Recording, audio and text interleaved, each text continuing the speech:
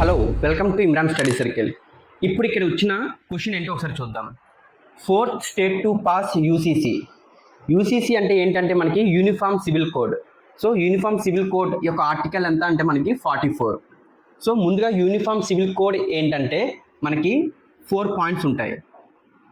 Marriage, divorce, inheritance, alimony. So first point ఏంటంటే uniform civil code ప్రకారం అన్నిటికీ criminals లా ఒకటైనప్పుడు ఇండియాలో సివిల్ లాస్ కూడా ఒక్కొక్కలాగే ఉండాలి. కానీ ఈ 4 చూసుకుంటే ఒక్కొక్క రిలీజియన్లో ఒకలా ఉంటుంది. For example Hindu marriage act వేరుగా ఉంటుంది, ముస్లిం మ్యారేజ్ యాక్ట్ వేరుగా ఉంటుంది, క్రిస్టియానిటీ మ్యారేజ్ యాక్ట్ వేరుగా ఉంటుందన్నమాట.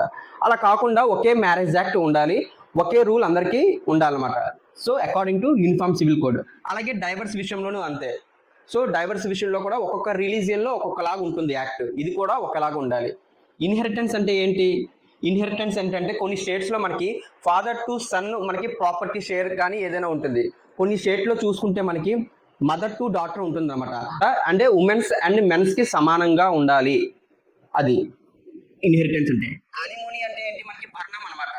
సో కొంతమందికి ఈ సిస్టమ్ కూడా వేరే వేరే స్టేట్లో ఒక్కొక్కలా ఉంటుంది, వేరే వేరే రిలీజన్లో ఒకలా ఉంటుంది. ఈ అన్ని సివిల్ లాస్ అన్ని కూడా ఒకేలాగా ఇంప్లిమెంట్ చేయాలనేది మెయిన్ ఉద్దేశం. అలాగా fourth state to pass uniform civil code ఏంటంటే అడుగుతున్నాడు అనమాట. మనకి బిఫోర్ ద ఇండిపెండెన్స్, సో స్వతంత్రం రాకముందు first state to implement uniform civil code ఏంటంటే గోవా. కానీ ఆఫ్టర్ ద ఇండిపెండెన్స్ ఒకవేళ first state to pass uniform civil code అంటే మనకి ఉత్తరాఖండ్ అంటాం, సెకండ్ స్టేట్ అంటే Gujarat, third state Assam, fourth state మన ఆన్సర్ ఏంటంటే Madhya Pradesh. For more important current affairs please subscribe to my channel. Thank you friends.